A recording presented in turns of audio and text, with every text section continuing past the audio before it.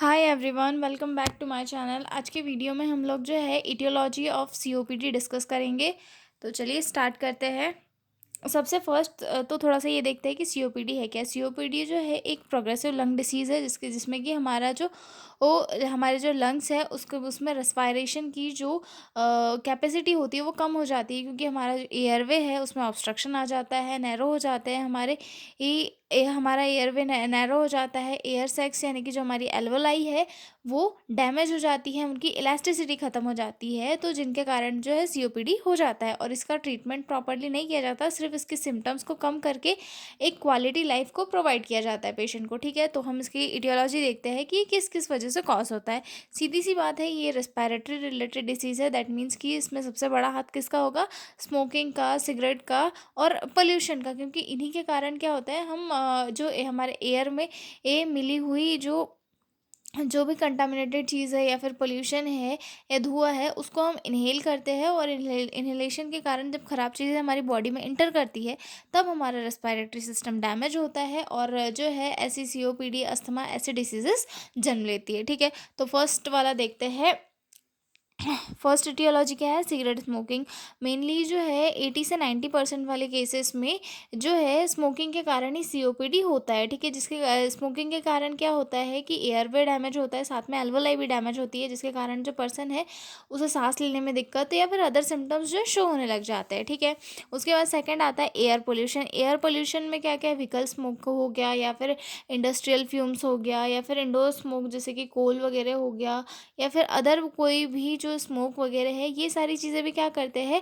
हमारे respiratory system को जाके इरिटेट करते हैं, उसमें जाके ये जो है थोड़ा उसमें वीकनेस कॉज करते हैं, जिसके कारण रिस्पायरेशन की जो प्रोसेस है वो प्रॉपर्ली नहीं हो पाती है, और पर्सन को जो दिक्कतें धीरे धीरे होने लगती है, और फिर जब ये ट्रीट नहीं की जाती तब वो ये एक बड़ी डिसीज़ जैसे सीओपीडी या फिर अस्थमा का रूप ले लेती है। ठीक है, उसके बाद आता है third, occupational exposure. Occupational exposure में क्या है कि अगर कोई पर्सन है वो केमिकल्स के बीच में लगातार काम कर रहा है, ठीक है, माइनिंग एरिया में है, टेक्सटाइल में है, कंस्ट्रक्शन है, वहाँ पे धूल उड़ रहा है, सीमेंट उड़ रहा है, तो ये सारी चीज़ें क्या करती है कि धीरे धीरे ये जो है हमारे लंग्स में जाकर जमती जाती है और हमारे लंग को वीक करती है और डिसीजेस कॉज कर सकती है। ठीक है, उसके बाद आता है जेनेटिक फैक्टर। जेनेटिक फैक्टर में सबसे रेयर होता है,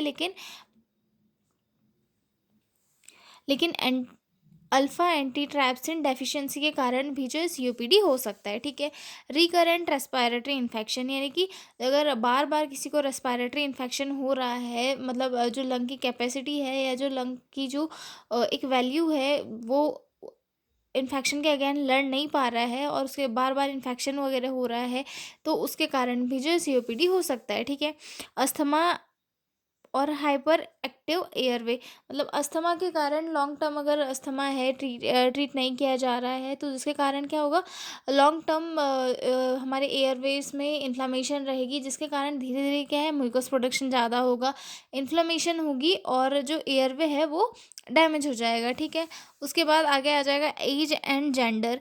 एज मैटर करती है, क्योंकि मोस्टली जो सीओपीडी है वो मेंस में देखा जाता है, वो मतलब जो वुमेन है काफ़ी कम केसेस में देखा जाता है, क्योंकि मैन लोग क्या करते हैं, ज़्यादा स्मोकिंग करते हैं। हाँ, आज के केस में जो है महिलाएं भी ज़्यादा करती है, तो उनके इसमें भी जो है केसेस बढ़ रहे हैं, और मतलब जब एज 40 के ऊपर हो जाती है तो उसके बाद में क्या होते हैं, जो सीओपीडी है उसके चांसेस बढ़ जाते हैं, क्योंकि जो पर्सन है वो ऑलरेडी अपनी 40 साल की लाइफ में जो है बहुत सारे पोल्यूशन का या फिर अदर ऑक्यूपेशनल किसी एरिया में से वर्क किया है, तो सभी जगह पे वर्क करके जो है वो अपने जो लंग्स है उन्हें डैमेज कर चुका है। तब जब लंग डैमेज हो गए हैं तो उसके बाद में धीरे धीरे जो है उसके सिम्टम्स शो होंगे, और पर्सन को सीओपीडी जैसी दिक्कत शो होने लगती है। ठीक है, सोशियो इकोनॉमिक स्टेटस भी जो है इसमें एक अपनी भूमिका निभाता है। जैसे कि अगर कोई पर्सन है गरीबी में रह रहा है, न्यूट्रिशन नहीं मिल रहा है, विटामिन्स की डेफिशिएंसी हो रही है, बॉडी में इम्यूनिटी बन नहीं पा रही है, और हेल्थ केयर सर्विसेज नहीं मिल पा रही है, तो इन सारी चीज़ों के कारण भी क्या हो सकता है, उसे सीओपीडी हो सकता है। ठीक है, तो ये थे हमारी इटियोलॉजी ऑफ सीओपीडी। आगे देखते हैं हम sign and symptoms of COPD कि क्या क्या साइन एंड सिम्टम्स देखने के लिए मिलते हैं। ठीक है, क्लिनिकल मैनिफेस्टेशन ऑफ सीओपीडी, सबसे पहले इसमें क्रोनिक कफ देखने के लिए मिलेगा, मतलब हाँ, ये जो है क्रोनिक कफ्ड सीओपीडी का एक फर्स्ट सिम्टम्स होता है कि जो मतलब मॉर्निंग में या जो है पेशेंट को जो है ज़्यादा कफ देखने के लिए मिलता है, ठीक है।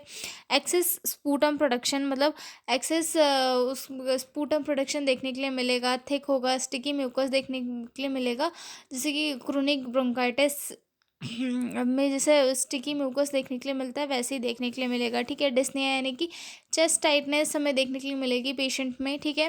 Wheezing and chest tightness, wheezing यानी कि जब वो ब्रीथ लेगा तो उस टाइम पे जो है वीजिंग साउंड हमें सुनने के लिए मिलेंगे, चेस्ट टाइटनेस फील होगी पेशेंट को, ठीक है। रेड्यूस्ड एक्सरसाइज टॉलरेंस यानी कि पेशेंट जो है कंटिन्यूसली एक्सरसाइज नहीं कर पाएगा, बहुत जल्दी थक जाएगा, एक्सरसाइज नहीं कर पाएगा, ठीक है। फ्रिक्वेंट रेस्पिरेटरी इन्फेक्शन, उसे बार बार रेस्पिरेटरी सिस्टम से रिलेटेड इन्फेक्शंस होंगे, किसी भी छोटी सी चीज़ के कांटेक्ट में आने के बाद जो पर्सन है उसे इन्फेक्शन कॉज होने लग जाएगा, ठीक है। फटिक एंड वीकनेस थकान देखने के लिए मिलेगी, ठीक है। साइनोसिस यानी कि जो नेल्स है, लिप्स है, स्किन है, उनका कलर धीरे धीरे जो है ऑक्सीजन के कम होने के कारण ब्लूइश दिखने लगता है, जिसे साइनोसिस कहा जाता है। क्योंकि जब पर्सन प्रॉपरली ब्रीथ नहीं कर पाता है, सांस नहीं ले पाता है, तो उसके बाद में उसकी बॉडी में जो है ऑक्सीजन की कमी होने लगती है, और जब बॉडी में ऑक्सीजन की कमी होती है तो उस टाइम पे जो है बॉडी ब्लू दिखने लगती है, ठीक है। उसके बाद वेट लॉस, मसल वास्टिंग देखने के लिए मिलेगी, ठीक है।